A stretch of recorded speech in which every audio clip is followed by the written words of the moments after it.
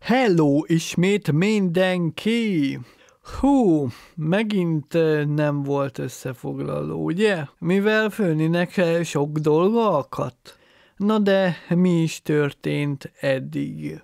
Hasbro területén az 5. generációval kapcsolatban, amióta megjelent 2021-ben a film, utána már le is ment 6 szezon, alias fejezet, meg néhány kisfilmet is láthattunk. Itt a 45 perces részekre gondolok. Hogy lesz-e még kritika vagy bemutató, nem tudni, mert Főni nagyon sokat dolgozik, mert mindig más dolga van. A jelenlegi MLP témájú projektek, 2 zenei projekt, ami a következő, Nasty, még 2023 nyár elején kezdtem el.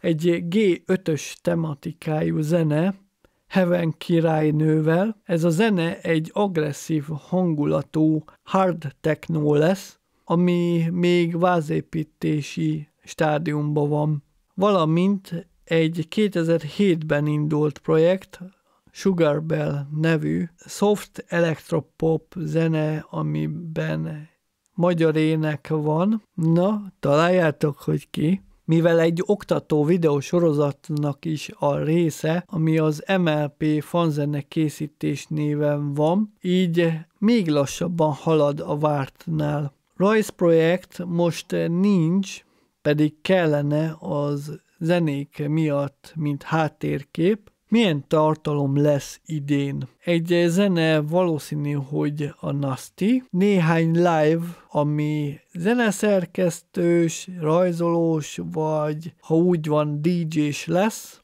Kritika és bemutató nem biztos, mert újra meg kell nézni a fejezeteket. Beszámoló vlog valószínű. Kicsomagolás, például MLP újság, az nem biztos. Igaz, a legutóbbi egy festhető Sunny figura, ami nem készült el, de itt egy videó az állapotról. Ez az a figura. Hát még jó pár hónappal ezelőtt kezdtem el, amikor kicsomagoltam azt a MLP-s újságot. Hát nem teljesen jó a maga fedése, mivel ezt a ocska kis nyomnyam ecsetet adták hozzá, így kénytelen voltam beszerezni egy kicsit minőségibb festő ecsetet. Nos, ezzel próbálom újra átfesteni a különböző részeket. Elég macerás, tehát igen, nem az igazi. A 4 színből a 2 alapszín, a szőr, illetve a sörény szín az megvan. Meg ugyebár Sunnynak van ez amikor átmeneti allikornissá változik, és akkor átalakult a sörénye, hogy volt benne még 2 fajta színárnyalat, egy ilyen világosabb lila, pontosabban rózsaszín, illetve egy zöldes árnyalat. Még azt kell megcsinálnom, pontosabban azt a színfestést belefesteni a farkába, valamint a sörényébe, és gyakorlatilag megvan. Ha az megszárad, akkor már csak a 2 szemét, illetve a cutie márkjait és a táskáját kell felragasztani. Igen, hát most megpróbálom befejezni, aztán sikerül, ahogy sikerül.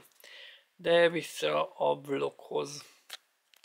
Most Főni másik 2 csatornájára akar videót készíteni, a Barkács és a zeneszerkesztés oktató csatornájára. Na de egyenlőre ennyi. Ne feledjétek, patákat a paplanföldé, én Alfa voltam, legyetek jók, bye bye!